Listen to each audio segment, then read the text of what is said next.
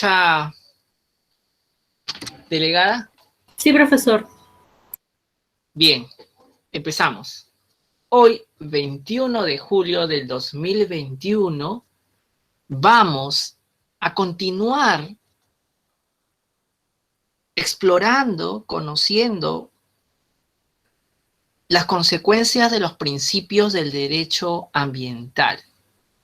Pero antes, quiero mostrarles cómo ve un artista indígena nuestra naturaleza. Alexander Chimpucap nos ha obsequiado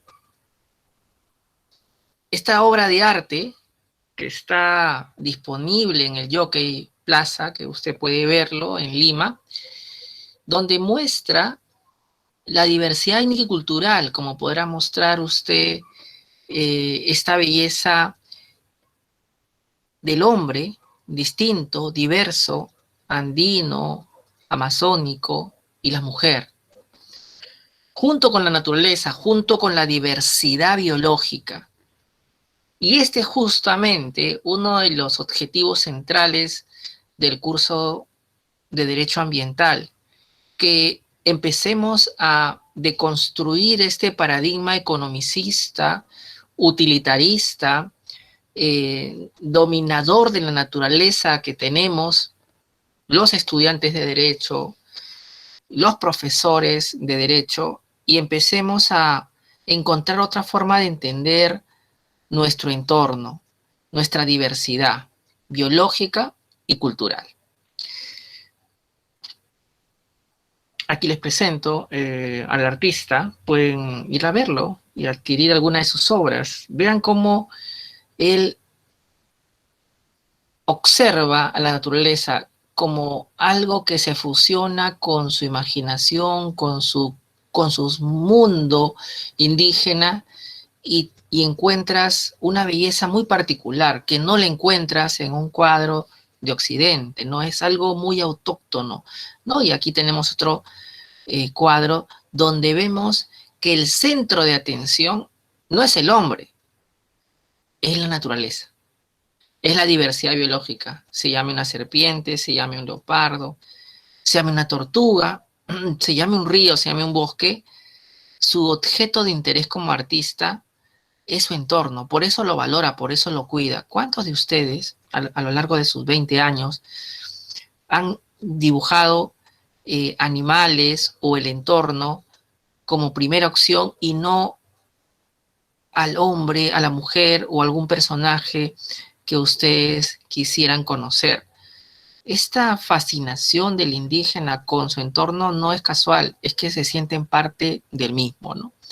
Y por eso ganan reconocimiento los artistas indígenas, porque proyectan esa mirada de su pueblo, y cuando vemos esta maravilla, pues entendemos por qué no destruyen, no degradan, no contaminan su ambiente, porque lo entienden como parte de ellos, ¿no? No solamente como algo decorativo o que tenga una belleza en particular. A usted, Leonor, ¿qué le parece las obras de nuestro artista Alexander Chipucap? ¿Qué le inspira? ¿Qué le nace decirme cuando ve una pintura como esta?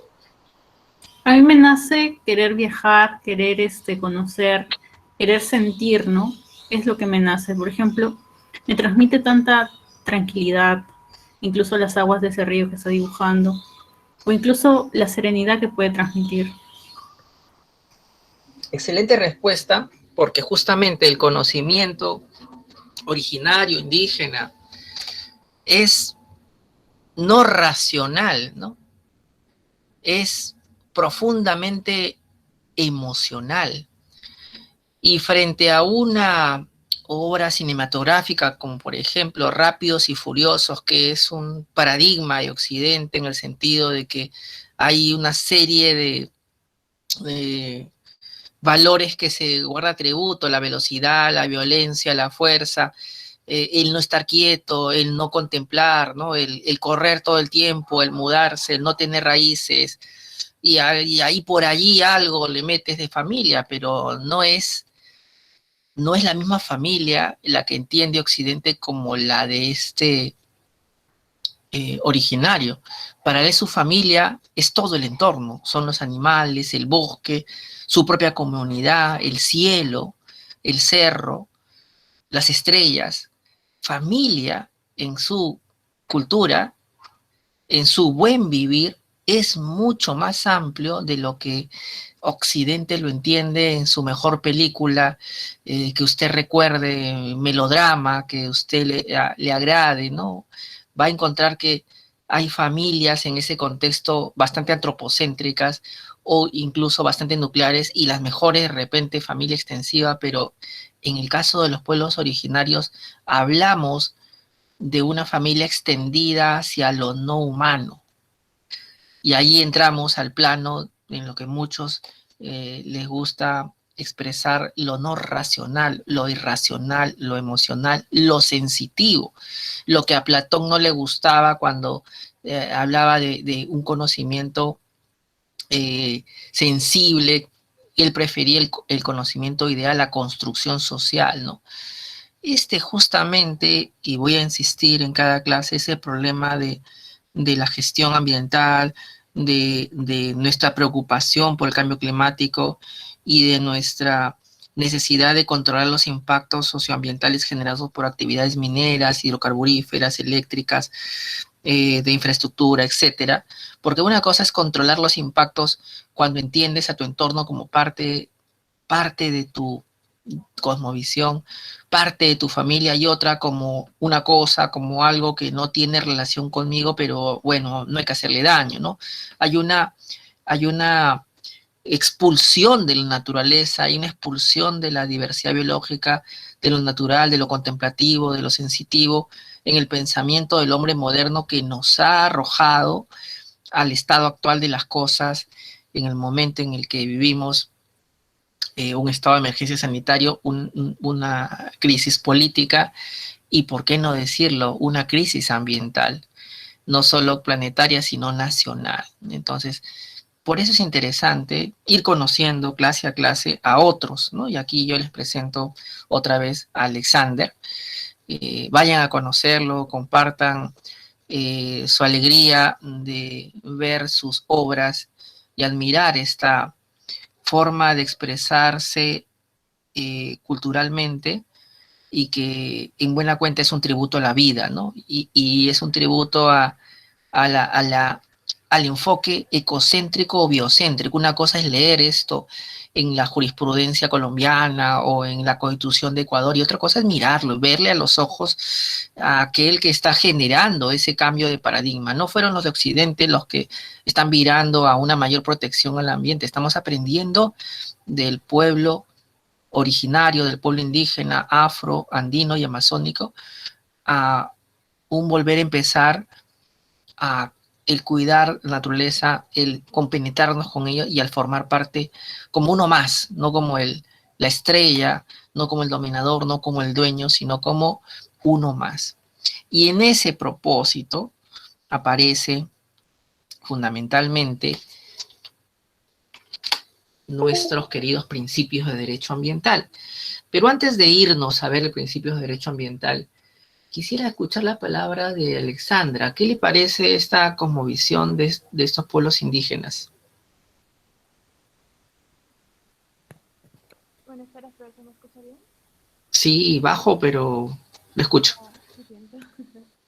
Nada, creo que la pintura que ahora que Alexander plasma muy bien la manera en que él ve al medio ambiente. No sería a sí mismo, como usted dice, no tiene una visión antropocéntrica en cuanto a su arte, tiene una visión de él con la naturaleza. Y cuando mi compañera Leonor dijo que al ver las pinturas de ganas de viajar y que le conmueve el río y todo eso, a mí también me conmueve bastante.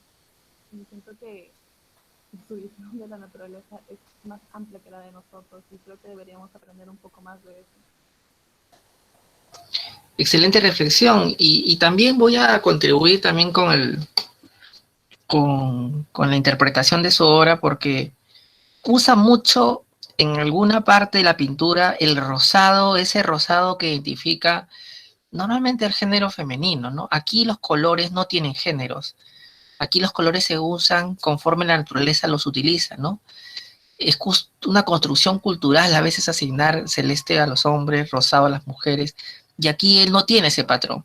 Es interesante porque incluso ves de un lado al gallito de las rocas izquierdo de rojo y de otro lado a las flores.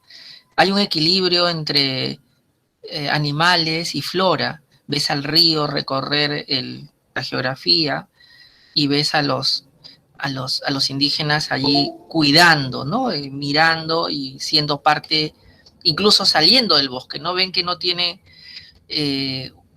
piernas ni tiene pies, sino que se fusiona con el cielo, se fusiona con el bosque, los personajes. Esa mirada integradora es lo que hace que los pueblos indígenas hayan podido conservar gran parte de nuestra diversidad biológica. Y aunque nosotros no nos podamos quizás parecer o no nos podamos imitar, sí podemos aprender de esa interrelación para empezar a encontrar el sentido de la vida un poco más respetuoso de nuestro entorno, ¿no? De nuestra naturaleza.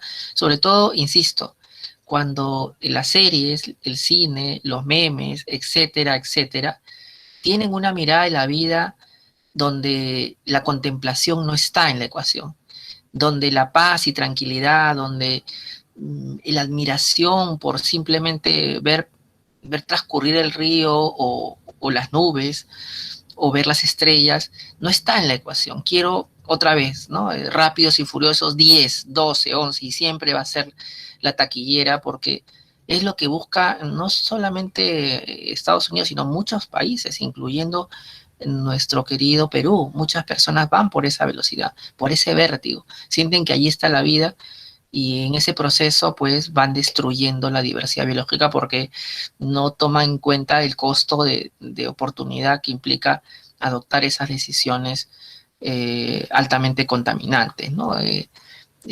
Sigamos entonces reflexionando ahora con lo que prometimos, ¿no?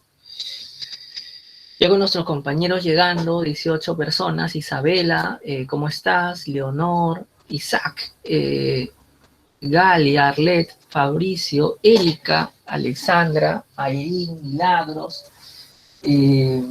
Marilé, Melchorita, Oscar, Paolo, Paul, Amat, Arango, Pedro Tomás, Rosemary, Almerco. Vamos a empezar a descubrir probablemente la parte más importante del curso de Derecho Ambiental, quizás la clase más relevante a lo largo del año sea esta, porque a partir del conocimiento de los principios del derecho ambiental se rige la Política Nacional del Ambiente, la Ley General del Ambiente, los diferentes reglamentos de protección ambiental, los reglamentos de supervisión, los reglamentos de fiscalización, los reglamentos de consultoras ambientales, las guías metodológicas para la valoración económica ambiental, el tema de ordenamiento territorial, áreas protegidas, responsabilidad civil por daño ambiental, etcétera. Así de importantes son los principios, ¿no? Incluso el propio derecho procesal constitucional bebe de los principios para poder resolver los conflictos sociales que se presentan. El juez constitucional de primera, segunda instancia o el propio tribunal no es un gran estudioso de la reglamentación y la legislación sectorial ambiental. Usualmente nos muestra básicamente cómo a través de principios resuelve un conflicto. Hoy vamos a ver algunos casos a continuación.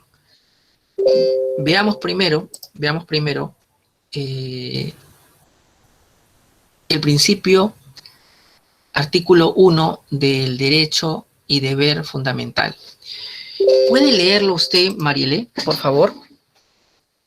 Sí, profesor, buenas tardes, ¿me escucha? Sí. Bien. Artículo 1 del derecho y deber fundamental. Toda persona tiene el derecho irrenunciable a vivir en un ambiente saludable, equilibrado y adecuado para el pleno desarrollo de la vida y el deber de contribuir a una efectiva gestión ambiental y de proteger el ambiente, así como sus componentes, asegurando particularmente la salud de las personas en forma individual y colectiva, la conservación de la diversidad biológica, el aprovechamiento sostenible de los recursos naturales y el desarrollo sostenible del país. ¿Qué piensa usted, Leonor, de esa definición?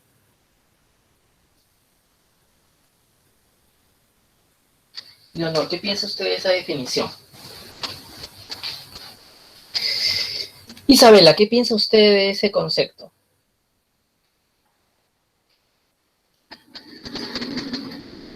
Bien, está muy tímido. Profesor, Adelante. no sé, creo que aún se sostiene esta mirada antropocéntrica, ¿no? Que todo parte del hombre y en lo concerniente a él y en todas sus necesidades y lo que requiere es que el ambiente debe ser tratado y cuidado porque le beneficia al hombre, más que de una visión ecocentrista como hablábamos la clase pasada. Excelente. Hay que saber identificar cuál es el punto de quiebre del siglo XXI del derecho ambiental, tal y como lo conocíamos en sentido tradicional de los 70, 80, a esta fractura que hay con el arribo de dos componentes. Primero, los derechos de la naturaleza y su connotación biocéntrica, ecocéntrica, que ya va rumbo a la consolidación de un derecho del ecosistema, un derecho de los animales, y el otro, no menos importante, que va a dar lugar a una corriente que podemos denominar derecho ambiental indígena, que es el enfoque intercultural. Para 2005, cuando se trabaja el concepto de principio del derecho a un ambiente adecuado y equilibrado como un derecho y un deber, teníamos todavía una connotación bastante marcadamente antropocéntrica. Sin embargo, como muchos de los autores que van a leer ustedes en este texto que les recomendé del derecho ambiental del siglo XXI, donde Mario Peña Chacón recopila una serie de artículos de sus amigos expertos, a partir de este enfoque antropocéntrico se puede trabajar algún tipo de protección adecuada y eficiente al ambiente. Sin embargo, con sus limitaciones. Y vamos a ver cuáles son sus limitaciones, porque el concepto vertido en el artículo 1 no es un concepto poco importante, sino todo lo contrario. Va a ser el ámbito en el cual vaya a trabajar fundamentalmente toda la reglamentación ambiental que usted conozca, desde un sancionador ambiental hasta una supervisión, hasta una evaluación de certificación ambiental, todo lo que se imagina parte de este concepto, sobre todo teniendo en cuenta que nuestra constitución política de Estado peruano es muy parca, solo dice toda persona humana tiene derecho a un ambiente adecuado y equilibrado y punto, no dice más. Y sobre todo cuando mi política nacional del ambiente también es muy parca y está en proceso de actualización. Entonces no tengo grandes instrumentos donde pueda ver el concepto si no es la propia Ley General del Ambiente con este artículo 1. Isabela me dice, no tengo audio, pero no hay problema, aquí somos interculturales, cuando no haya audio usted escriba. Usted escriba y acá con gusto lo leemos, no se preocupe. No puedo hablar, ni puedo escribir, pero tengo la cámara. Usted con señales, levante su dedo y diga estoy de acuerdo. Aquí vamos a tener que manifestar nuestra posición de cualquier forma, ¿no? Hay que tomar una postura sobre temas de gestión ambiental, porque la indiferencia es lo que ha generado el grado de contaminación ambiental que hoy vivimos. Así pues, toda persona tiene el derecho irrenunciable a vivir en un ambiente saludable, equilibrado, adecuado para el desarrollo de la vida. Lo primero que se deja notar es que habla de una irrenunciabilidad. Y normalmente cuando hablas de un énfasis en este término, es que no obstante que reconoces que es parte del orden público, que no puedes dejar sin efecto este atributo que se te ha dado, que es un derecho humano, sabes perfectamente que por las condiciones en que se ejerce este derecho, puede ser que hayan poderes fácticos que limiten el ejercicio o que vacíen de contenidos. Este es el caso, por ejemplo, de los derechos de los trabajadores, donde el empleador tiene una posición más dominante, donde podría poner condiciones, donde podrían ellos en este julio no cobrar su ratificación, aunque han firmado que sí la recibieron. Hay serias circunstancias, o pudiera ser que no han recibido en la quincena su ratificación. O el caso del consumidor, donde el proveedor de servicios y bienes podría no permitir el goce efectivo de los derechos que le son propios de aquel que contrata un servicio. Y el otro ejemplo, que todos son básicamente contemporáneos, es el caso del derecho a un ambiente adecuado y equilibrado, que conociendo que muchas poblaciones, por la necesidad de trabajo, de un ingreso económico, no pueden evitar que llegue una contaminación a la ciudad, al aire, al agua, a la atmósfera, que los perjudique porque trabajan en ello, coloca la irrenunciabilidad. Caso emblemático, La Oroya. La Oroya estuvo contaminado cuando estuvo funcionando esta industria metalúrgica de plomo, y los trabajadores estaban siendo contaminados. Cuando iban a cerrar la empresa porque no tenía los límites máximos permisibles cumplidos, ellos se opusieron y hicieron toda una manifestación y protesta. Ellos estaban dispuestos a que la empresa siga trabajando con esos estándares, aunque eso les costara la salud de su familia, de sus hijos. El Estado no puede permitir que, aunque tú aceptes trabajar en esas condiciones, eso pueda producirse, porque el derecho a la salud y el derecho a la vida es un derecho indisponible.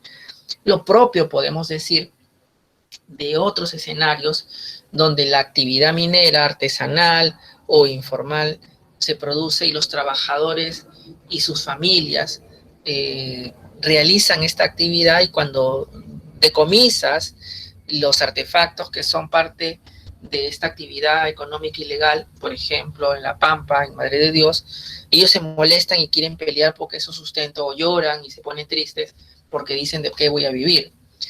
Este es uno de los casos más emblemáticos donde se muestra la necesidad de advertir al Estado peruano que él no puede permitir esas circunstancias, que no es un tema negociable, que es un tema indisponible, ¿no?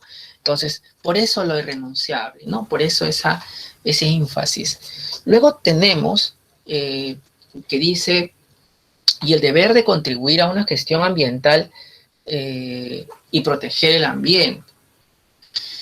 Quiere decir que derecho a un ambiente adecuado y equilibrado implica que no solamente yo tenga derecho a respirar un aire no contaminado, a beber un agua no contaminada, a estar en una tierra no contaminada, sino también tengo el deber de contribuir a que continúe dando esos servicios ecosistémicos, o que continúe teniendo esa calidad para permitir el desarrollo de la vida humana y otras formas de vida. Esto se conoce más adelante con el término de participación ciudadana. Es importante recordarlo, porque el derecho a un ambiente adecuado y equilibrado, como bien lo ha planteado el Tribunal Constitucional en su jurisprudencia desde el 2001 hasta la actualidad, es un derecho de una doble faz, ¿no? Un derecho a gozar de esas condiciones mínimas necesarias para poder vivir y dejar vivir a otras especies no humanas, y también el deber de mantener esas condiciones. Y el deber de mantener esas condiciones no solamente es de nosotros como particulares, sino del propio Estado. Eso es importante mencionar. Así como sus componentes, ¿no? Agua, aire, tierra, etc. asegurando particularmente la salud de las personas en forma individual y colectiva. Aquí vemos el enfoque antropocéntrico, ¿no? O sea, dices, yo voy a hacer una gestión ambiental muy eficiente para que las personas no se enfermen. Sí, es correcto. El derecho a un ambiente adecuado, equilibrado, se vincula a salud, porque sin un ambiente con condiciones dignas, no hay vida humana posible. Sin embargo, luego podemos decir que filtra una posición que podríamos llamar con un sesgo ecocentrista o biocentrista, cuando dice la conservación de la diversidad biológica también es una parte de ese derecho. Pero es parcial porque la conservación de la diversidad biológica, tal y como está planteada, está siendo concordada con un aprovechamiento y uso del humano, y no de la conservación de la diversidad biológica per se, sin que tenga para mí una utilidad directa como sociedad humana.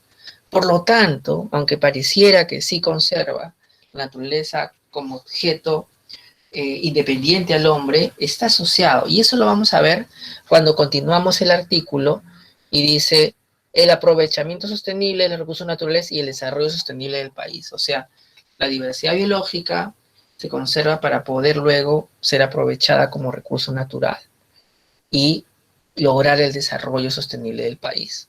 Ahí es donde claramente ya está presente la vocación antropocéntrica, donde yo conservo para el humano, donde aprovecho para el humano, y donde si el humano quiere una belleza paisajística, por esa razón, por esa sola razón, lo conservo.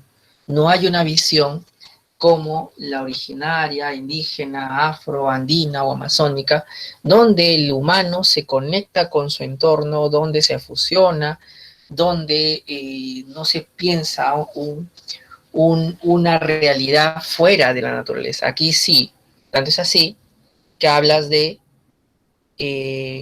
recurso natural, que es un término profundamente occidental. Bien dicho esto, vamos a escuchar a su compañera Marielé sobre qué piensa de este concepto y qué le añadiría para que tenga una mayor consistencia y tenga un resultado en el control de los daños ambientales mucho más efectivo. Marielé.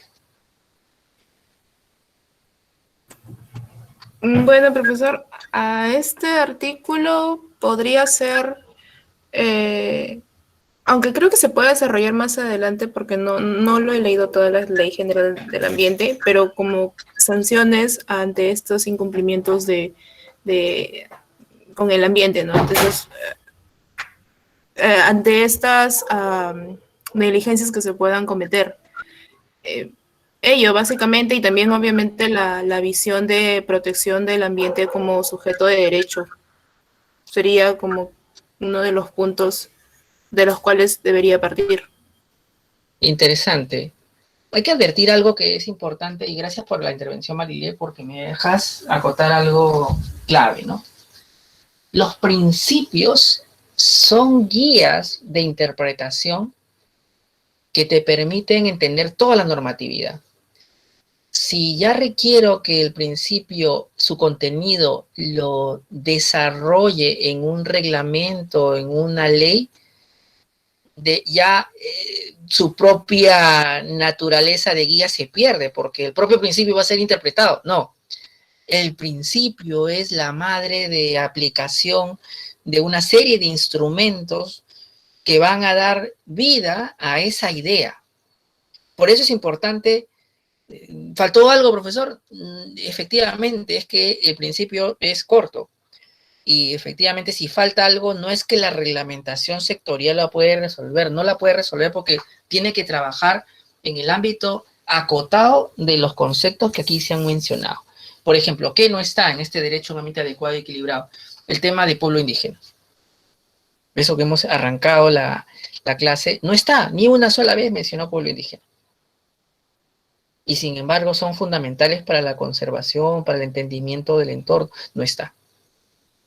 Y tan naturalizado, lo tenemos tan normalizado, que nadie lo vio hasta ahora, ¿no? Este es uno de los defectos de este concepto. ¿Cuál otro? Ya lo dijo Marilé, que no contiene el concepto del ecosistema como un bien que pueda ser protegido independiente del ser humano. ¿Por qué? Porque asocia la salud humana como parte del derecho a un ambiente adecuado. También pudo decir la salud de los ecosistemas, pero no lo dijo. También pudo decir la conservación de la diversidad biológica per se, pero no lo dijo. O sea, por sí misma, sin que haya una utilidad.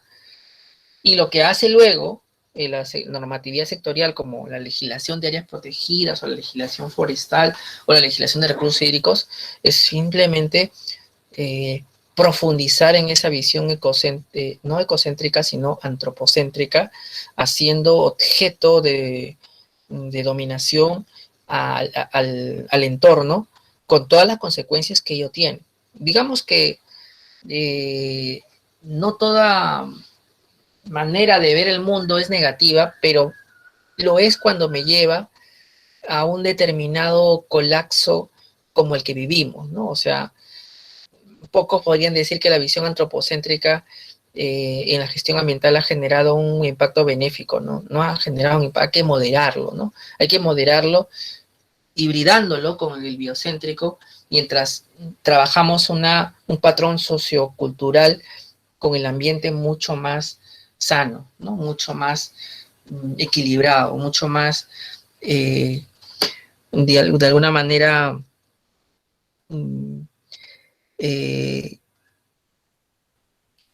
apropiado para mantener la vida humana y otras formas de vida. Es lo que nos falta. Y esto, por eso, me parece que está incompleto. Que no hay una mirada de país integral, sino un país desde Occidente, Lima, todo el costa de Perú, algunas ciudades importantes, pero el concepto no aplicaría a Amazonía ni el mundo andino porque ellos tienen otras formas de ver la naturaleza.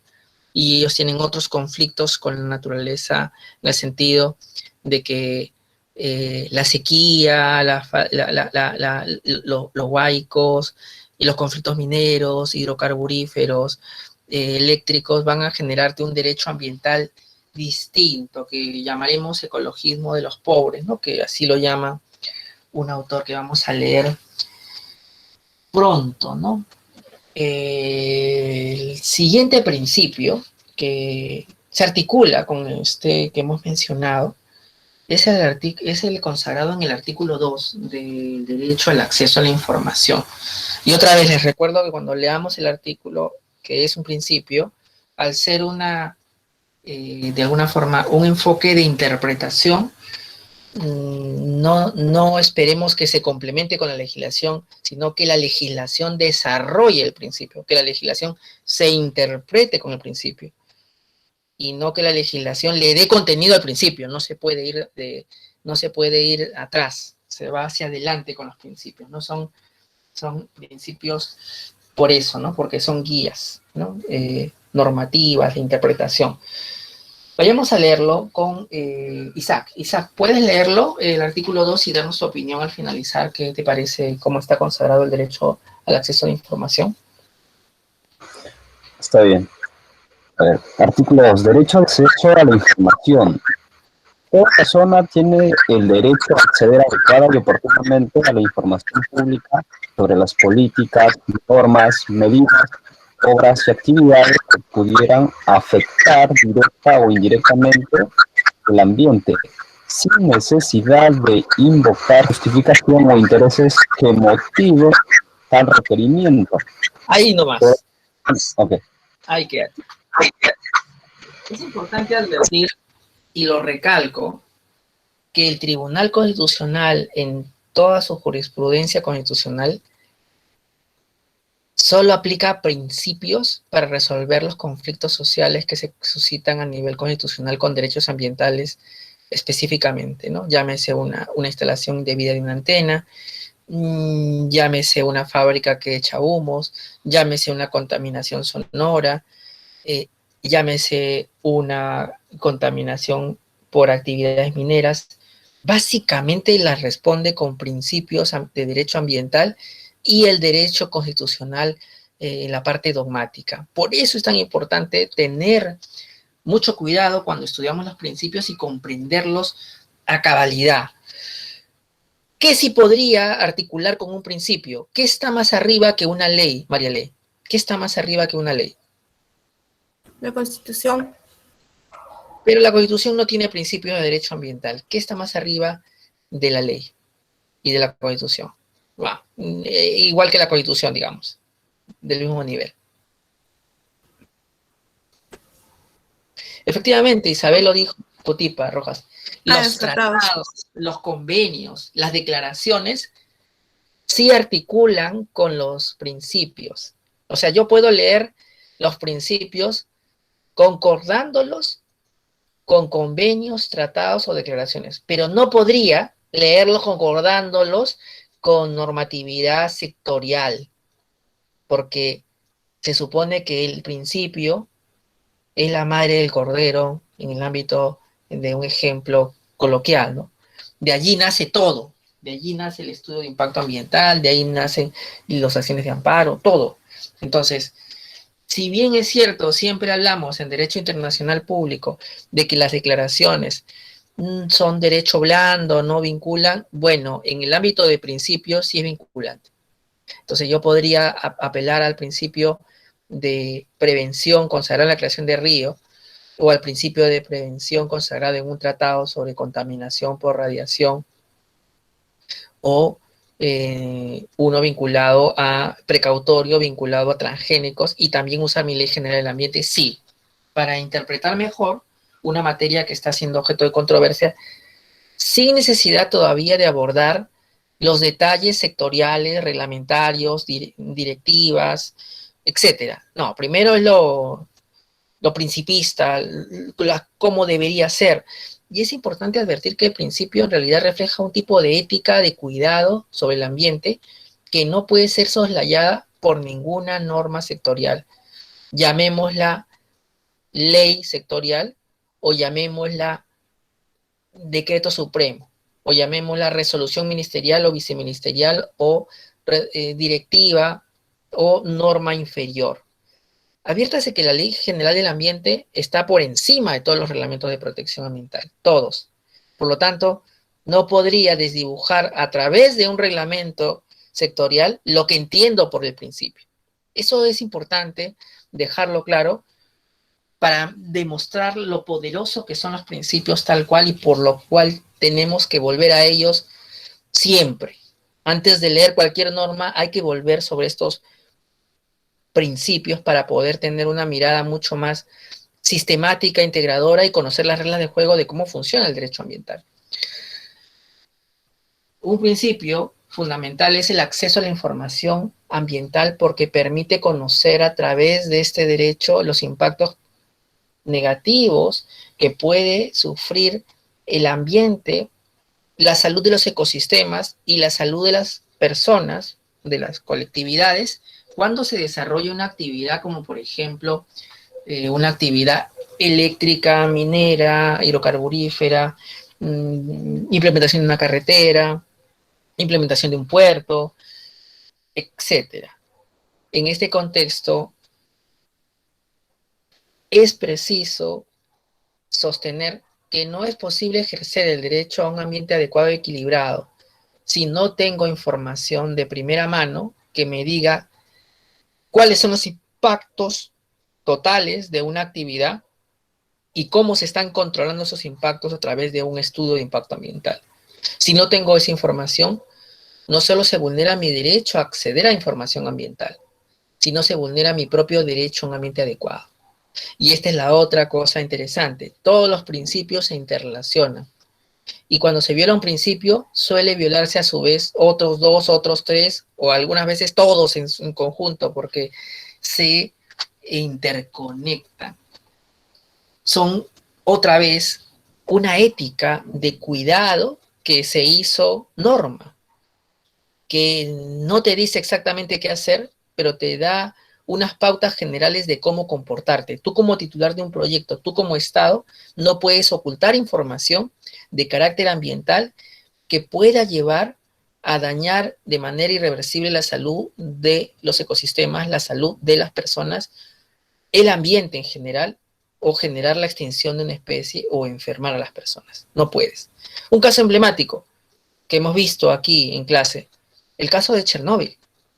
Las personas se enferman en los diferentes países que están alrededor de la zona de Chernóbil porque no conocen la información a tiempo. Hasta el día de hoy hay personas que viven con enfermedades producto de esa radiación. Tenemos que tener información suficiente. Ahora, en el segundo párrafo dice: toda persona está obligada a proporcionar adecuada y oportunamente a las autoridades de información que requieran para dar efectiva gestión ambiental conforme ley. El segundo párrafo se refiere a que no solo es el Estado el que me debe brindar información suficiente sobre la calidad del ambiente, la salud de los ecosistemas o la salud de las personas en un contexto de un proyecto extractivo, económico, productivo, sino los particulares, o sea, tu vecino, o sea, la empresa que está al frente de tu casa, o sea, el transportista que impacta en el ambiente. Y este elemento es importante porque usualmente el habeas data, mi estimado Paul Amat, ¿contra quién se presenta? ¿Quién es normalmente el sujeto al que demandas? El que tiene la legitimidad pasiva en una demanda. Si es abogado Pablo Amat, confírmeme. Puede escribir en el chat, puede decirlo verbalmente, me gustaría verbalmente, pero tiene usted la palabra. Se ha ido Pablo Amat.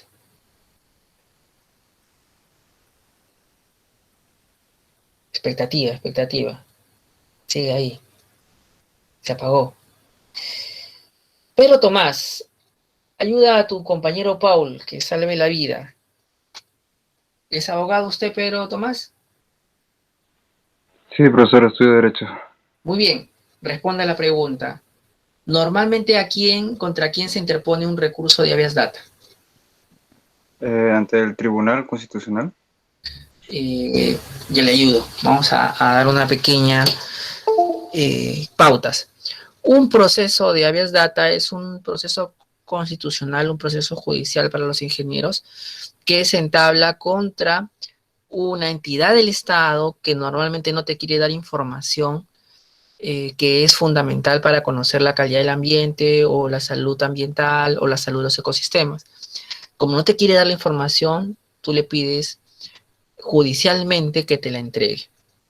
Los habeas data históricamente han sido contra entidades del Estado, llámese Ministerio de Transporte y Comunicaciones, llámese Ministerio de Producción, llámese Ministerio de Transporte y de Turismo y Comercio Exterior, etc.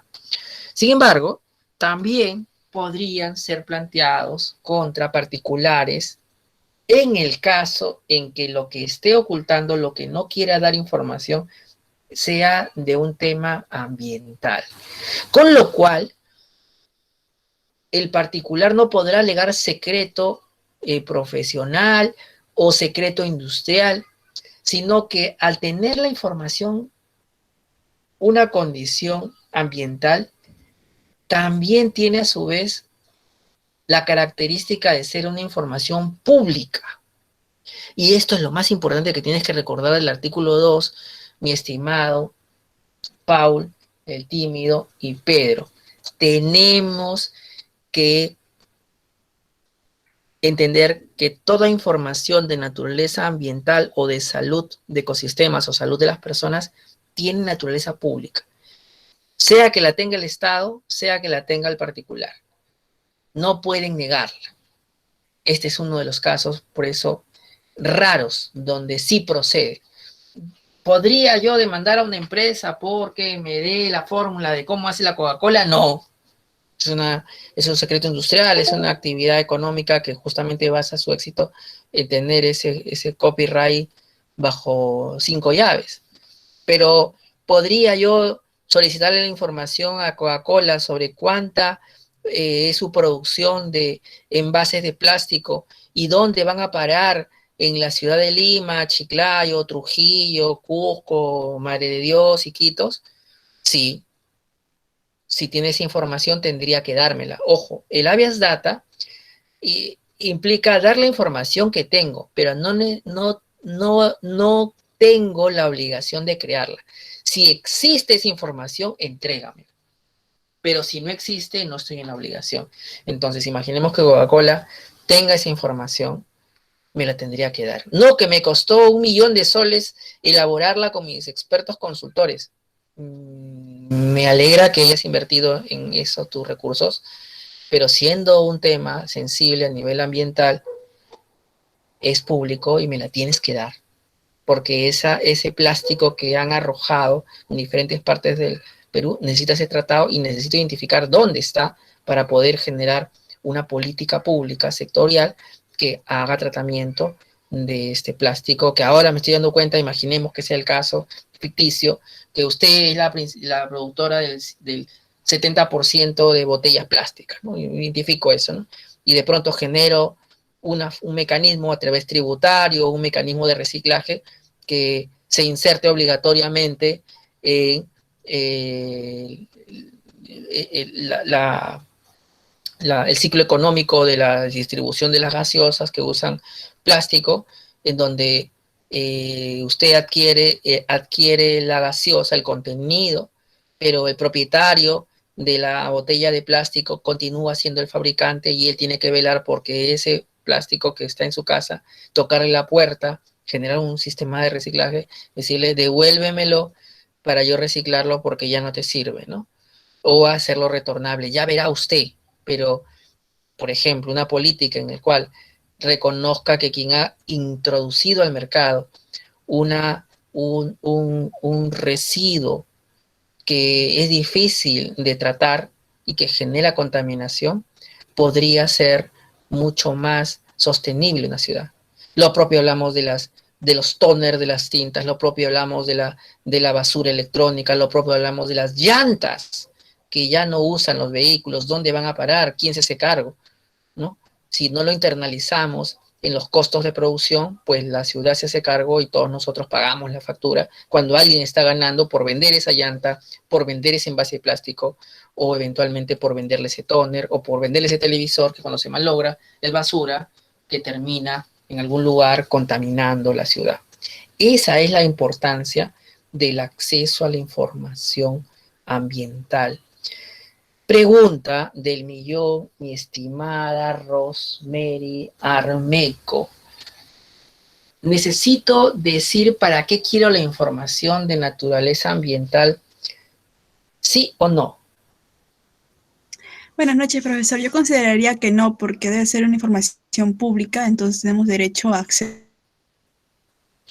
Efectivamente, la respuesta a es ese correcta. tipo de documentos. Es correcto. Cuando pido información pública, no requiero dejar constancia del motivo. Simplemente la pido y me la tienen que entregar. Eso es correcto. ¿Podría decir sus motivaciones? Podría.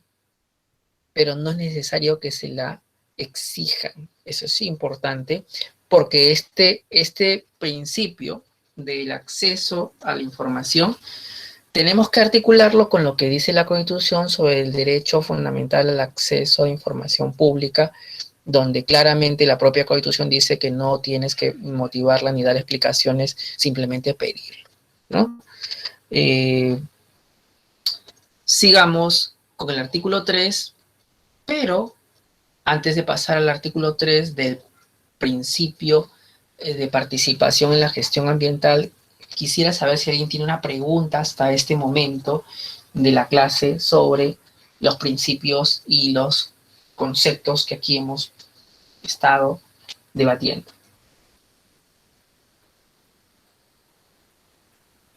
Profesor, disculpe, digamos si es que queremos introducir transgénicos al Perú, ¿cómo funcionaría el principio precautorio?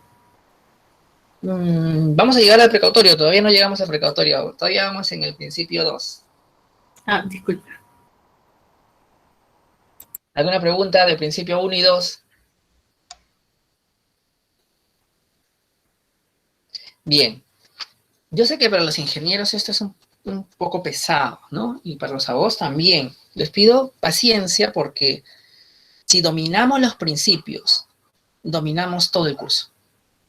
Literalmente va a tener ese sentido común en derecho ambiental que te va a permitir responder casi cualquier pregunta de cualquier sector con criterios más o menos razonables. Van a ser similares a lo que el reglamento te va a decir, porque los reglamentos ambientales no pueden contravenir los principios. Por eso la lógica del derecho ambiental está acá, está en estos principios. Del derecho a participación en la gestión ambiental, toda persona tiene el derecho de participar responsablemente en los procesos de toma de decisiones, así como en la definición y aplicación de las políticas y medidas relativas al ambiente y sus componentes que se adopten en cada uno de los niveles de gobierno. El Estado concerta con la sociedad civil las decisiones y acciones de la gestión ambiental. ¿Qué estaría faltando a este concepto, artículo 3, del derecho a la participación en la gestión ambiental, mi estimado Isaac?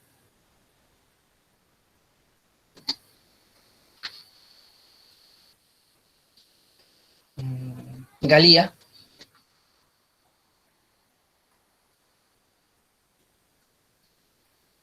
Isabel. Profesor, que se Adelante. enfatice la participación de los pueblos indígenas. Excelente. Ya vamos comprendiendo lo que justamente queremos incidir en el curso. Un enfoque decolonizador, un enfoque intercultural, un enfoque de vida, un enfoque de género también. Faltaría la participación de los pueblos indígenas, no está. También faltaría un enfoque ecosistémico, también faltaría un enfoque de género, o sea, una mayor participación de poblaciones que han sido excluidas históricamente o que tienen condiciones en las cuales hay que darles algún tipo de cuota para que puedan tener una mayor incidencia en las decisiones que hace el Estado sobre gestión ambiental. En este contexto, la municipalidad, los gobiernos regionales y el propio Ministerio del Ambiente tienen espacios de diálogo. Ejemplo, el gobierno regional tiene lo que se llama el CART, Comisión Ambiental Regional, donde usted puede participar si está en el Callao, o en Lima Provincia, o en el ámbito de un gobierno regional como el de Arequipa o Cusco. Pero si no está en un gobierno regional, si no está en Lima y está en una municipalidad, también en las municipalidades existen espacios para poder debatir cuestiones ambientales, ¿no? Comisión Ambiental Municipal. Ese es un primer espacio, una primera aproximación donde podríamos entrar. Pero si fuera que estemos en una área protegida, el espacio natural de participación ciudadana se llamará Comité de Gestión Ambiental, donde los diferentes actores involucrados en la conservación del área protegida van a discutir cómo hacerlo mejor. Si estuviéramos incluso todavía más comprometidos con el área protegida, hablaríamos incluso de un contrato de administración para que un tercero, que no es el Estado, ayude a la gestión del área protegida básicamente en temas logísticos. Si saliéramos ya de estos espacios de participación ciudadana clásicos, hablemos de otros espacios que se relacionan a la vigilancia y fiscalización ambiental. Esto es importante. La participación ciudadana también puede darse a nivel de fiscalización. Hay una fiscalización ciudadana. ¿Y cómo la hago? A través de los comités de vigilancia ciudadanos. Comités de vigilancia ambiental ciudadanos. Nuestra Ley General del Ambiente lo regula. Vamos a verlo más adelante. Pero aparte de esta forma de participación ciudadana, ¿hay otras? Claro que sí. También puedo hacer un monitoreo ambiental ciudadano, donde controle la contaminación sonora, la contaminación de las aguas. También es posible. La ley general realmente lo permite. Si soy indígena, también lo puedo hacer.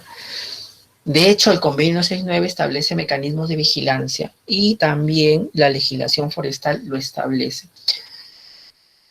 Un tema importante, y creo el más importante, es la participación ciudadana en el ámbito de aprobación de los estudios de impacto ambiental.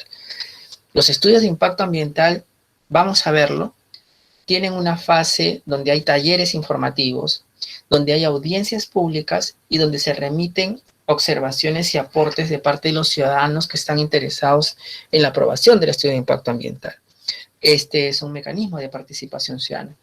Pero también podríamos tenerlo en el ámbito de un procedimiento sancionador ambiental por casos de hidrocarburos, minería, transporte, electricidad, etcétera, en donde usted podría entrar como persona natural o como persona jurídica dentro del procedimiento sancionador para efectos de contribuir a la determinación de la responsabilidad administrativa del infractor, así como la adopción de medidas correctivas que correspondan.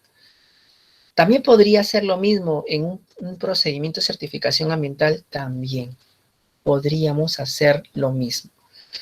En conclusión, la participación ciudadana es uno de los principios más importantes de la gestión ambiental porque me permite que este derecho y deber fundamental no solamente quede en gozar de un ambiente adecuado para que pueda vivir, sino también que me permita contribuir a una gestión efectiva.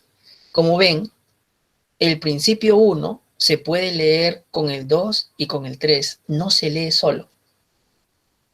Entonces, cuando Marielé decía, seguro que generalmente más adelante dice, no, los propios principios pueden calibrarse para todos en conjunto dar una lectura en una incertidumbre o un conflicto jurídico. Pueden articularse entre ellos mismos, sí. De hecho, están muy interrelacionados. Tu compañera o compañero, alguien ha dado una opinión. Vamos a ver qué dice su compañero o compañera. Dice, no, apareció. No, Sí, no profesor. Por ejemplo, estudiando este mecanismo para la participación ciudadana, en Cerro Verde, por ejemplo, para la aprobación de ¿cómo se llama ese herramienta de ingeniería? Disculpe, no me acuerdo el término. Estudio de impacto ambiental. Estudio de impacto ambiental. Para el estudio de impacto ambiental de la extensión de la enlosada en Cerro Verde, por ejemplo, supuestamente cumplieron con el mecanismo de participación ciudadana, pero me puse a leer las respuestas o las preguntas que hacían los mismos pobladores y, por ejemplo, señalaban que estoy molesto porque se haya programado esta asamblea de participación ciudadana, puesto que coincide con una festividad del pueblo y muchos de mis compañeros que iban a asistir no han podido asistir por lo mismo. Y otros, por ejemplo, también comentaban que el ingeniero que estaba a cargo no se le entiende, no le entiendo, habla con muchos tecnicismos. Entonces también es importante que estas empresas puedan leer esto es lo que quieren transmitir también las personas que forman parte de la participación ciudadana y puedan decir si es que se les está entendiendo, se les está respetando sus costumbres también. Es una excelente intervención la que hace Leonor porque cada principio tiene que materializarse de una manera genuina, real y auténtica y no simulada. Caso de participación ciudadana que pone su compañera es una participación en términos formales cumplida, pero en términos de realidad no está cumplida. En buena cuenta, y voy a aplicar un principio general del derecho que se llama el principio de primacía de la realidad, que implica que yo siempre, para poder hacerme una opinión o para poder determinar si se ha efectivizado un derecho, vaya a los hechos y no a las formas. En otras palabras, cuando me dicen se hizo participación ciudadana porque se hicieron 50 talleres informativos y 20 audiencias públicas, esos son números. Lo que me interesa es preguntarle a las personas que asistieron si entendieron de qué se trataba el proyecto, cuáles eran los impactos negativos que se producían y si estaban de acuerdo en cómo se controlaban esos impactos. Si la respuesta es no entendí bien, ni sé cuáles son los impactos negativos, esa participación ciudadana fue realizada de manera defectuosa y por lo tanto no se respetó el principio de participación ciudadana. Buena pregunta. Me parece clave identificar este macroprincipio que llamamos en el derecho, para los que son ingenieros, principio de primacía de la realidad, que suele aplicarse de manera mayoritaria para ámbito laboral, porque a veces los empleadores dicen usted no es trabajador y le hacen firmar un contrato de locación de servicio cuando es un subordinado, pero también se aplica a ámbitos de consumidor, también se aplica a ámbitos concursales, también se aplica a muchas áreas del derecho, una de las tantas, derecho ambiental y derecho a los pueblos indígenas. Entonces, hay que tener en cuenta ese macro principio y cada vez que nos referimos a estos principios se relacionan básicamente cuando las cosas se hacen de buena fe y teniendo en cuenta que se brinda toda la información, ¿no? No se cumpliría el artículo 2 del derecho al acceso a información si me brindas información parcial. No se cumpliría la participación ciudadana de gestión ambiental si me impides el ingreso como tercero interesado argumentando que no estoy legitimado cuando cualquier persona podría estarlo porque el ambiente es de todos, no es de algunos ni de unos pocos, ¿no? Vamos a pasar al siguiente artículo que es uno de los más importantes fundamentalmente para los abogados, pero también para las personas porque es bueno saberlo, ¿no? Aquí quisiera que me ayude en la lectura su compañera Erika Yesenia Quispe, que me parece que es ingeniera, si no me equivoco. Sí, profesor. Buenas noches. A ver, artículo 4 del derecho de acceso a la justicia ambiental. Toda persona tiene el derecho a una acción rápida, sencilla y efectiva ante las entidades administrativas y jurisdiccionales en defensa del ambiente y de sus componentes, velando por la debida protección de la salud de las personas en forma individual y colectiva, la conservación de la diversidad biológica, el aprovechamiento sostenible de los recursos naturales, así como la conservación del patrimonio cultural vinculado a aquellos. Hasta ahí nada más.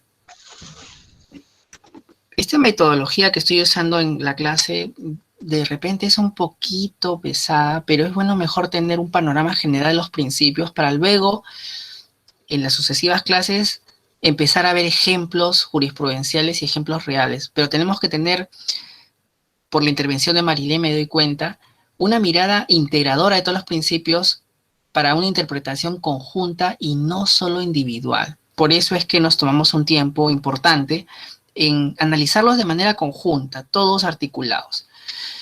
El derecho al acceso a la justicia ambiental solo existe si se cumple el derecho a un ambiente adecuado, el 1, si hay información suficiente y si me has permitido participación ciudadana.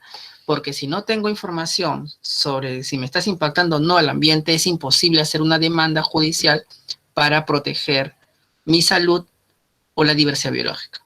Entonces, está en ese lugar cuarto porque implica que yo tengo acceso a información y que yo tengo claro que tengo un derecho a un ambiente y que tengo una participación que me ha permitido conocer mejor la situación de una problemática ambiental. En ese contexto, bien lo ha dicho Erika, todos tenemos derecho a una acción judicial, administrativa, legal, como quiera llamar, rápida, sencilla y efectiva.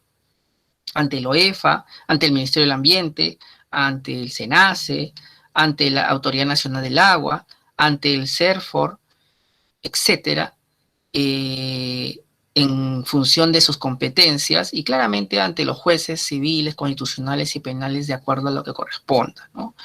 También un contencioso podría ser. Pero ¿para qué voy donde estas autoridades administrativas que pueden ser ministerios o organismos públicos conocidos como el CERNAP o el OEFA? ¿Para qué voy al juez constitucional o al juez civil o al juez penal o al ministerio público? Para que se proteja el ambiente y sus diversos componentes.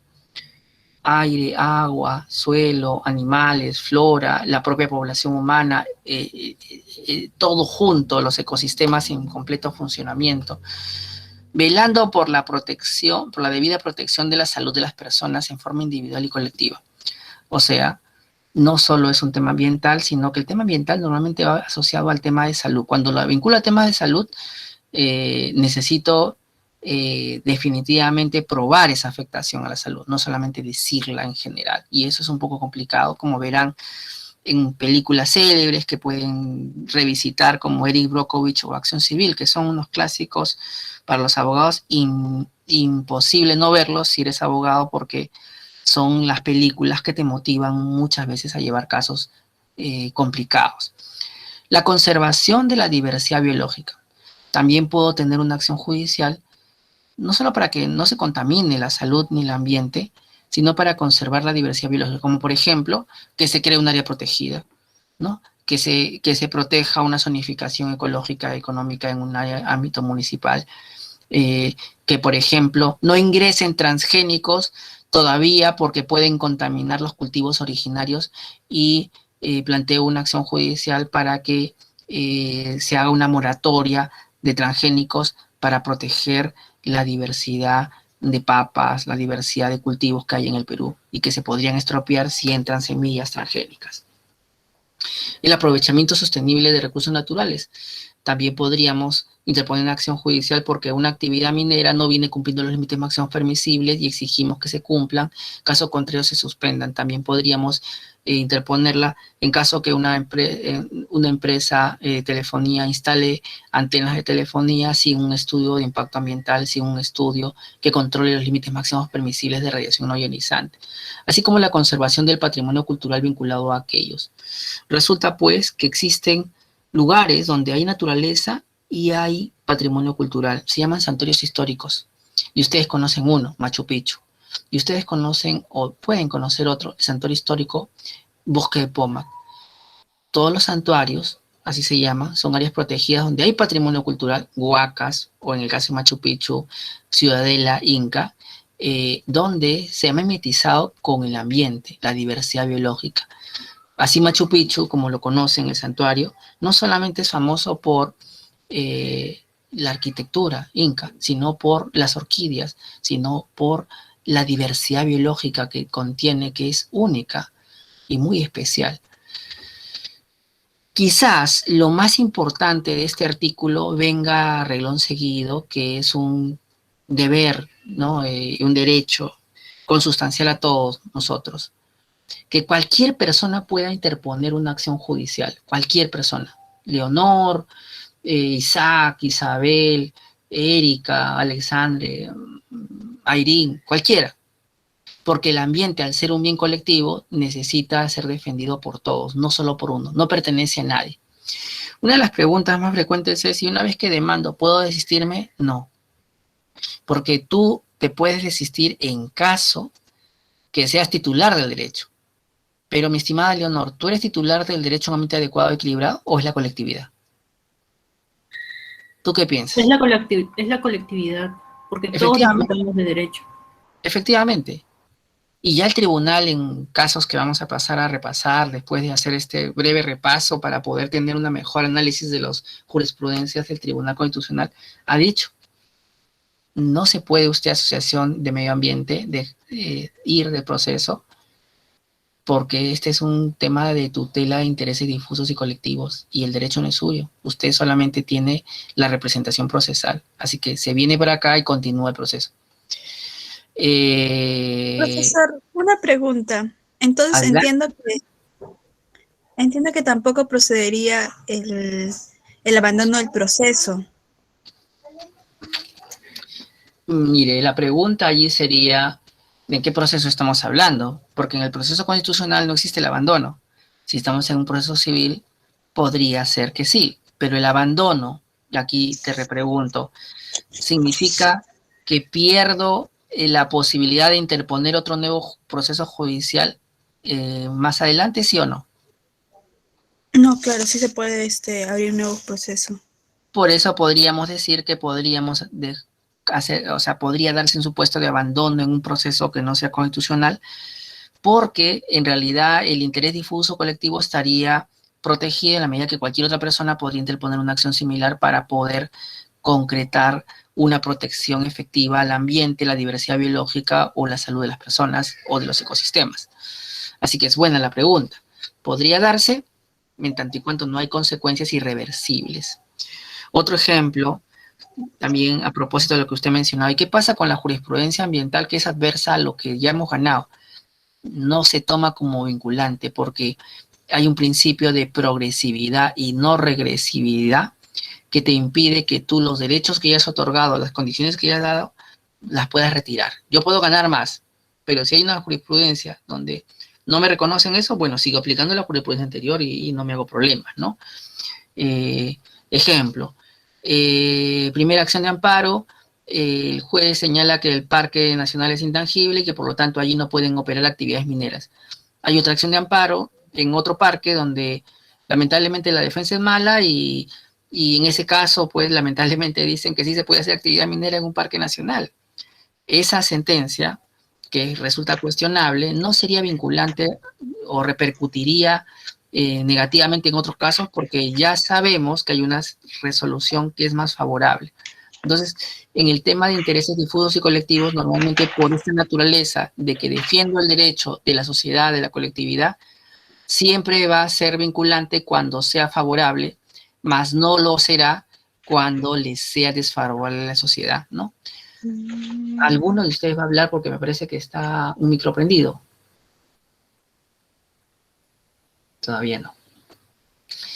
Entonces, vamos a leer la última parte antes de ir cerrando. Se pueden interponer acciones legales aún en los casos que no se afecte el interés económico del accionante. Y esto es muy bueno, porque cuando tú defiendes el ambiente no necesariamente tienes un interés de lucro, tienes un interés altruista. El interés moral legitima la acción aun cuando no se refiera directamente al accionante o su familia. O sea, yo voy a interponer una acción de amparo o una acción de responsabilidad civil por daño ambiental o una acción contenciosa administrativa porque la naturaleza, el ambiente y la salud de todas las personas es un tema que me concierne en la medida que mi derecho a un ambiente adecuado y equilibrado no solamente comporta mi obligación de gozar de ese ambiente en condiciones saludables, sino, y léanlo nuevamente, el deber de contribuir a una gestión ambiental. Y yo puedo contribuir demandando que se cumpla la normatividad ambiental que se está incumpliendo, o que se adopte un estudio de impacto ambiental que no se ha adoptado, o que se adopte una medida de protección al ambiente. Por eso es que el interés es moral, fundamentalmente, y no económico. No se tiene que referir por eso a mi familia, a alguien que yo quiero, que yo aprecio. Puede ser simplemente porque tengo un interés altruista en que la sociedad tenga un parque mejor, un ecosistema más saludable, un río menos contaminado. Y eso encaja con el artículo que viene, que es el 5. ¿Me puedes ayudar allí, mi estimada Nicole Granda Goza? El 5.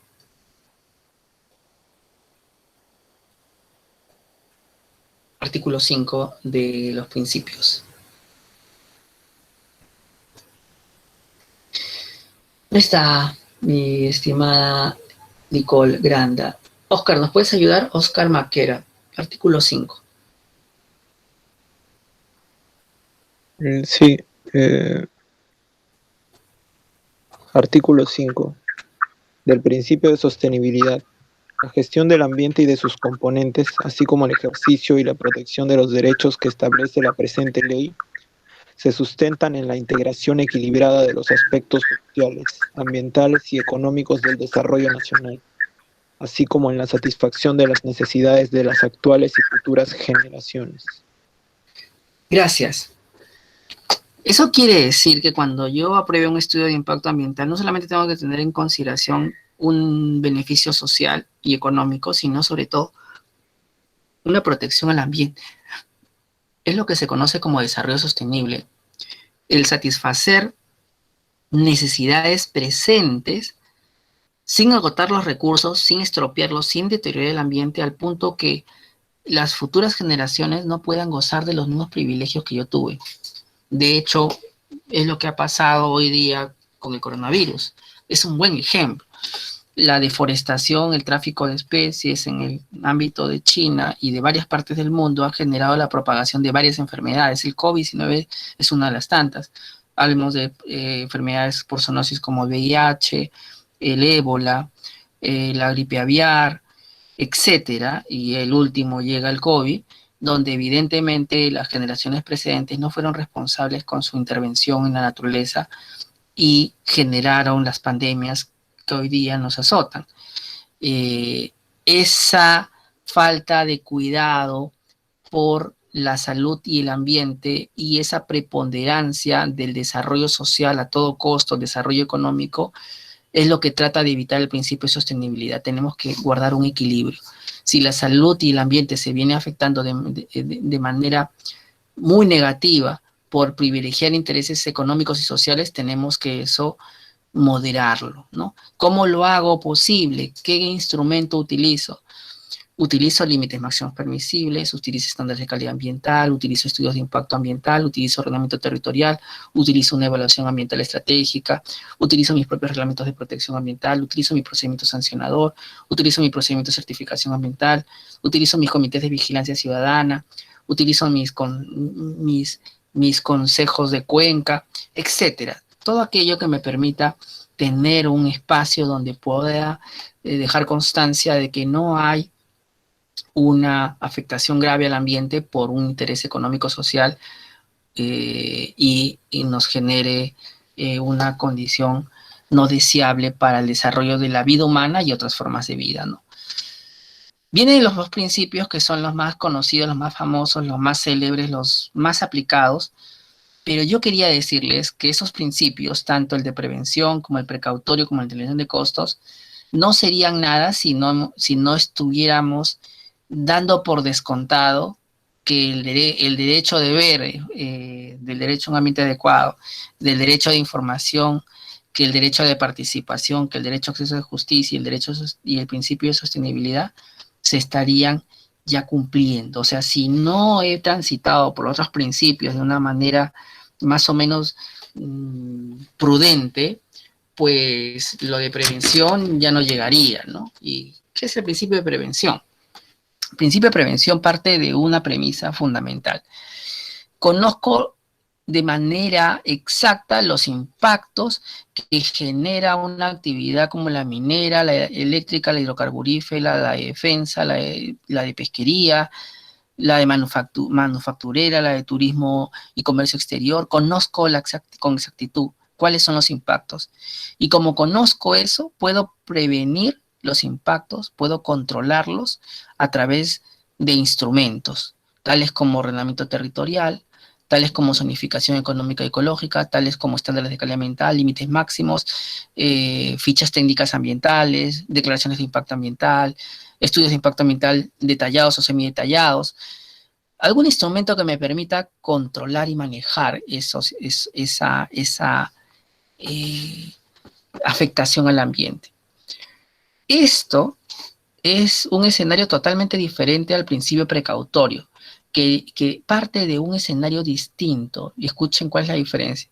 Mientras que el de principio de prevención parte de la certeza de ya sé cuáles son los impactos que genera la actividad extractiva o económica, el precautorio parte del escenario que no tiene total seguridad de cuáles van a ser los impactos a la salud de las personas, al ambiente o a los ecosistemas. No sabemos cuáles son los impactos totales.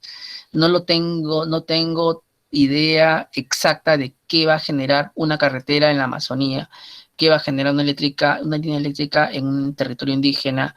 No tengo certeza de cuál va a ser el impacto de los transgénicos en el ámbito de su incorporación al Perú. No tengo certeza de qué puede pasar en una reserva territorial indígena de pueblos en el ámbito voluntario si hago explotación de petróleo dentro de la reserva.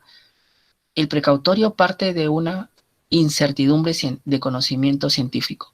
Falta información y lo único que puedo intuir es que va a haber un daño ambiental posiblemente irreversible sobre la salud o el ambiente. Y en función a que no ocurra, adopte una medida. Una medida que podría ser, como bien lo ha dicho el tribunal, prohibir, ¿no? Limitar, ¿no? O una suspensión temporal o una medida regulatoria que asegure el objetivo, que es conservar la vida humana, la salud y el ambiente. En resumen, el principio de prevención parte de la certeza de los impactos negativos generados por una actividad económica, en tanto que el precautorio parte de la incertidumbre y la falta de información sobre la real dimensión de los impactos negativos de la actividad productiva. Lo leemos. Principio de prevención. La gestión ambiental tiene como objetivos prioritarios prevenir, vigilar, evitar la degradación ambiental. Si puedo prevenir, vigilar y evitar, es que conozco, tengo certeza de la información. ¿Qué es esto que estoy leyendo acá? ¿Cuál es el ejemplo más emblemático? El estudio de impacto ambiental, su objetivo es ese, prevenir impactos, vigilar y evitar que ocurra una degradación. Así que el ejemplo paradigmático de la prevención es el estudio de impacto ambiental. Cuando no sea posible eliminar las causas que la generen, se adoptan medidas de mitigación, recuperación, restauración o eventual compensación que correspondan. Entonces, en principio, la idea es que no ocurra el impacto. Pero si ocurre, el principio dice tienes que mitigar, recuperar, restaurar y eventualmente compensar.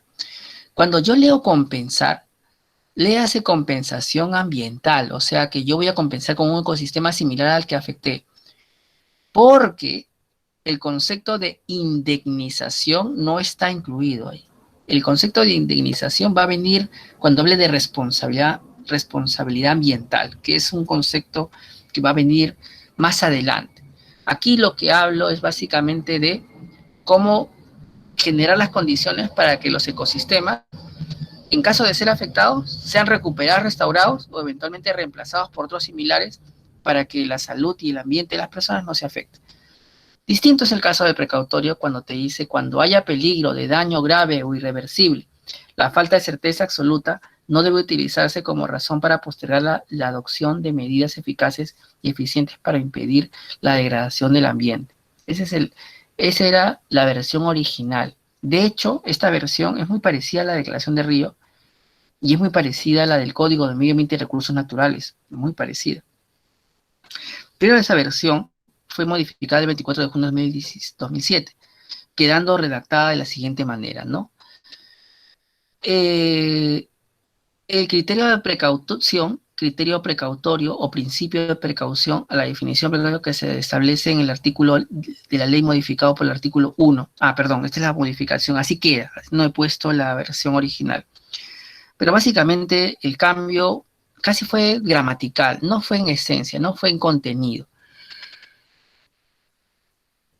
El principio que continúa, que es el octavo, que es la internalización de costos, básicamente es un principio que tiene que leerse tanto con el de prevención como el precautorio, porque las medidas que yo adopte para prevenir impactos o para evitar daños irreversibles, aunque desconozca los impactos reales de la actividad, van a tener que ser financiados, pagados de algún lado. ¿Quién lo va a pagar? El titular del proyecto. ¿Dónde está? ¿Dónde dice eso? ¿En un reglamento, en una ley? No, en el principio de internalización de costos. El principio dice, toda persona natural o jurídica, pública o privada, debe asumir el costo de los riesgos o daños que genere sobre el ambiente. O sea, no es ninguna ley la que me dice que pague por el estudio de impacto ambiental o por un daño ambiental que yo haga. No es mi código civil, en mi responsabilidad civil extracontractual, sino es mi principio octavo de internalización de costos. El costo de acciones de prevención, vigilancia, restauración, rehabilitación, reparación y la eventual compensación realizadas con la protección del ambiente y sus componentes de los impactos negativos de las actividades humanas debe ser asumido por el causante de los impactos. Básicamente es un principio que puede haber nacido de la responsabilidad civil, de esa tutela aquiliana, de ese no hacer daño a otro, pero si lo haces, asume los costos, que son costos de carácter en especies, o sea, restauración in natura, o sea, con un bosque, con una diversidad biológica similar, y también económica, ¿no? Las dos aquí están incluidas. Un ejemplo de principio precautorio lo tenemos en la creación de las zonas reservadas, porque las zonas reservadas son áreas protegidas donde no se tiene certeza cuánta diversidad biológica hay, pero tengo la necesidad de crearla porque tengo indicios que hay una muestra representativa de diversidad biológica importantes. Otro ejemplo de principio precautorio es la creación de reservas territoriales de pueblos en aislamiento voluntario. No tengo certeza cuántos pueblos están ahí, pero sé que hay, y lo creo, porque si no lo creo, hay un daño irreversible a la vida de estas personas, a su salud. Y el otro de precautorio es el que ha mencionado su compañera, Leonor, el transgénico. El transgénico no hay certeza que genere daños a la salud humana, pero sí hay una seria preocupación de que su ingreso afecte cultivos originarios, tradicionales del Perú, y por esa razón no se permite su ingreso, ¿no? Y que pueda afectar gravemente el trabajo de los agricultores, por esa razón no se permite el ingreso. Entonces, no hay certeza absoluta, no sabemos qué va a pasar, pero por eso hay una moratoria. Son medidas bastante tajantes que se toman, suspensión, moratoria, sin embargo, lo ameritan porque en caso de no hacerlo, se puede afectar gravemente la salud y el ambiente. Y ya vamos cerrando. El principio de internalización de costos, un ejemplo de esto serían los tributos ambientales. Otro ejemplo sería el pago de los daños por responsabilidad civil, por daño ambiental, por contaminar un río o contaminar un lago con hidrocarburos o con un relave minero. Otro ejemplo sería el pago del estudio de impacto ambiental, lo hace el titular del proyecto. Otro ejemplo sería el pago del Comité de Vigilancia Ciudadana, lo hace el titular del proyecto.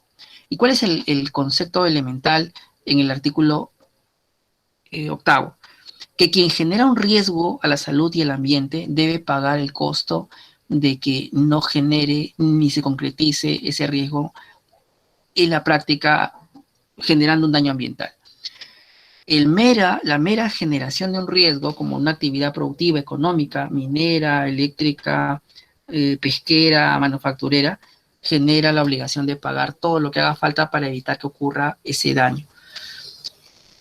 Nos vamos a quedar en un pendiente que sería una consecuencia de los principios anteriores, como es el artículo 9º, que es el de principio de responsabilidad ambiental, que no es otra cosa que una consecuencia de integración de costos, porque básicamente te dice que quien causa un daño tiene que repararlo, tiene que remediarlo, tiene que restaurarlo, ¿no?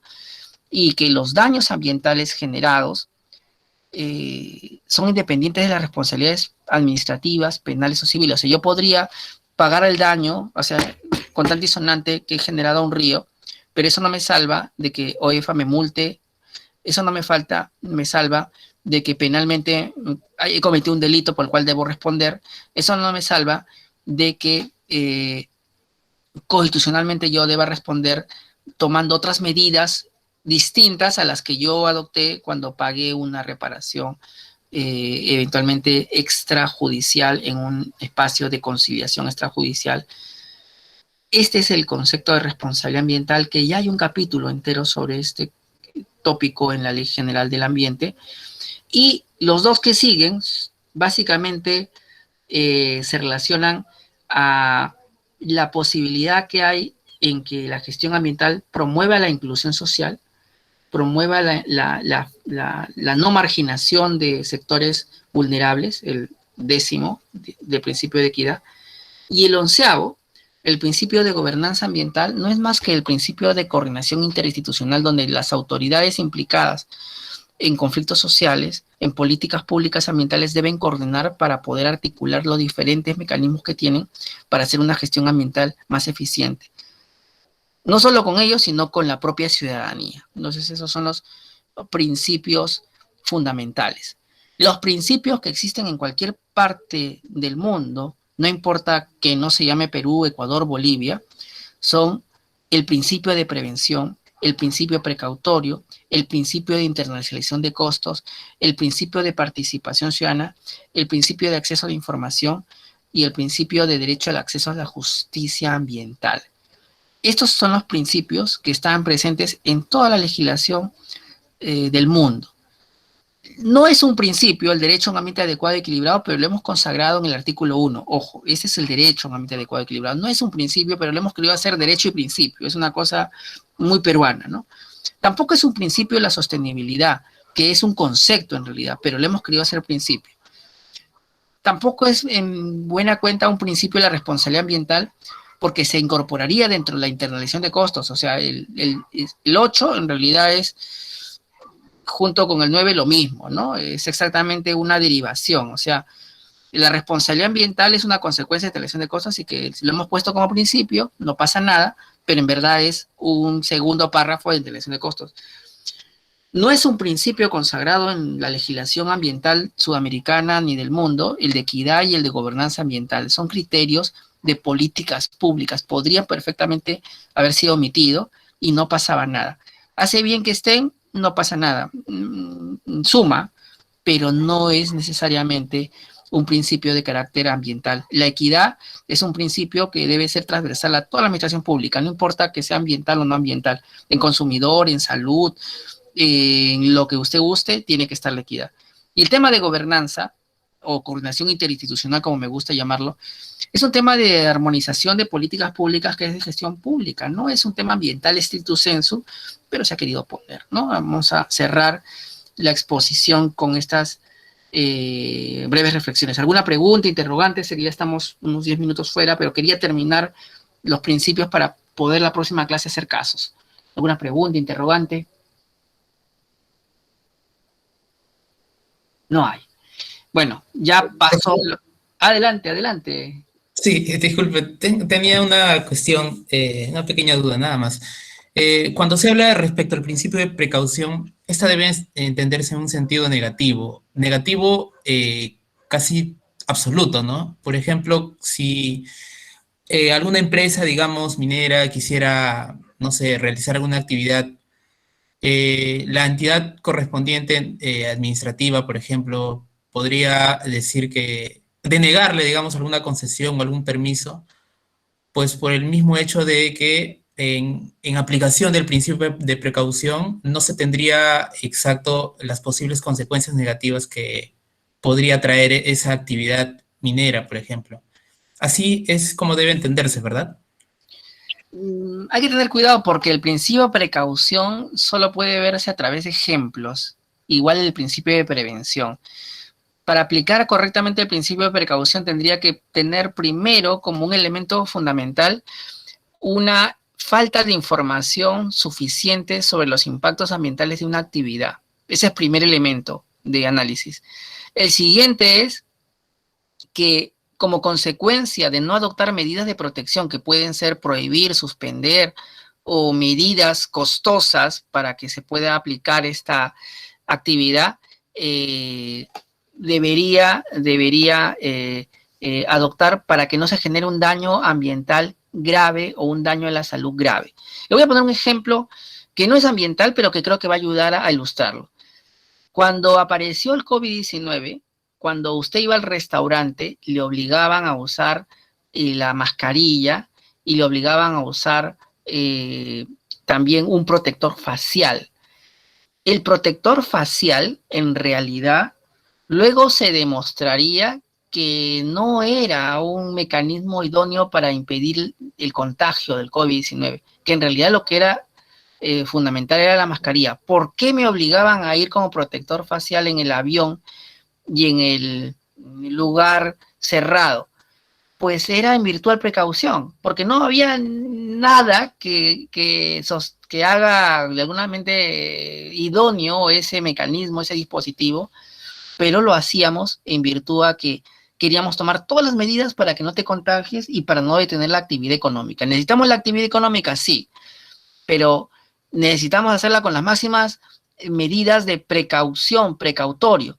Tengo falta de información de cómo se contagia el virus. Para ese momento no sabíamos que se contagiaba por los aerosoles. Pensábamos que eran por las gotitas de saliva que se desprendían de mi boca y por eso la mascarilla era suficiente, pero yo quería además ponerme la careta facial.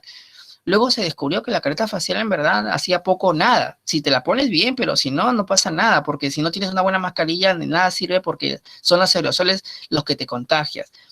En el ámbito del estado de emergencia sanitaria, lo que hemos aplicado al principio ha sido puro precaución. No teníamos idea de cómo se contagiaba el virus o no, y te hacían que antes de entrar a la notaría o al Poder Judicial te limpien los zapatos, te echen spray por todo tu cuerpo, te tomen una serie de mecanismos que no servían para nada, que limpies tu comida como 80 veces. Todo eso era precaución. Pero como no desconocíamos, no teníamos información suficiente de cómo se transmite este virus, todo lo compramos, ¿no? Y eso fue costoso para todos, para la familia, para la sociedad. Pero era preferible asumir el riesgo de gastar un poco más en estas medidas que de repente eran inútiles que contagiarse. Luego vendría, y vamos a poner el mismo ejemplo, cuando ya conocemos con certeza cómo se contagia esto por los aerosoles, el principio de prevención. Necesito que te pongas tu mascarilla doble, bien puesta, bien sujeta y no te la saques. Y además, tu prueba que me diga que estás limpio de COVID para viajar, suficiente. Y yo sé que la careta no te va a servir, que te limpie los zapatos no va a servir, que te eche spray no te va a servir, que haga todo lo que hacía antes no va a servir, porque es innecesario. Cuando aparece una pandemia, aplico mucho precautorio. Ejemplo, otra vez el ejemplo, nadie sale de su casa, se quedan encerrados, cuarentena por 7 meses. Cuando en realidad, cuando ya tuvimos la información suficiente, no era necesario hacerlo tan estricto, pudimos haberlo pasado con mascarillas bien puestas, con un distanciamiento social y pudimos hacer una vida de repente mucho más normal de lo que le hicimos al principio. Y este es el ejemplo que les pongo para entender precautorio. Precautorio es lo que se aplicó al principio de la pandemia, los primeros 7 meses. Preventivo es lo que se aplica actualmente cuando tenemos certeza que la vacuna funciona, que la mascarilla funciona y que todas las demás cosas que ya usted se ha olvidado que usaba o no usaba, no funciona. Incluso usted se sacaba su ropa y se bañaba. En realidad todo eso, el contagio por un billete o por tu ropa es mínimo comparado con el aerosol. Ahora ya tenemos certeza de cómo es que se contagia esta enfermedad. Igual es el tema medioambiental. Hay momentos en los cuales, caso de las antenas de telefonía celular, no sabíamos nada absolutamente de los efectos, los impactos que genera una antena de telefonía celular, y por eso se pedía que se ubiquen a no más de tantos metros de escuelas y lugares públicos donde haya gente y donde haya parques. Y se desinstalaron antenas que incumplían este principio de alejamiento de zonas donde haya bastante gente. Porque recién estaban llegando los celulares y recién estaban instalando las antenas. No sabíamos exactamente cuáles eran sus impactos. Luego descubrimos que en realidad si medíamos los límites máximos permisibles de la radiación no ionizante, que puede generar daños a la salud, era suficiente para poder instalar las antenas con participación ciudadana y con su estudio de impacto ambiental adecuado. Con ya certeza absoluta, aplico principio de prevención y yo podría poner en una urbanización lo que antes no podía, o en un parque lo que antes no podía, siempre y cuando haya participación ciudadana, un estudio de impacto ambiental aprobado y no se altere la belleza urbanística o paisajística. Entonces, lo que quiero explicar en este cierre de la clase, que me parece magnífica tu pregunta, es que la gran diferencia entre un precautorio y un preventivo es la información. La información y el conocimiento exacto de cómo se produce el daño ambiental o el daño a la salud. Discúlpenme que me haya tardado más del tiempo, mi estimada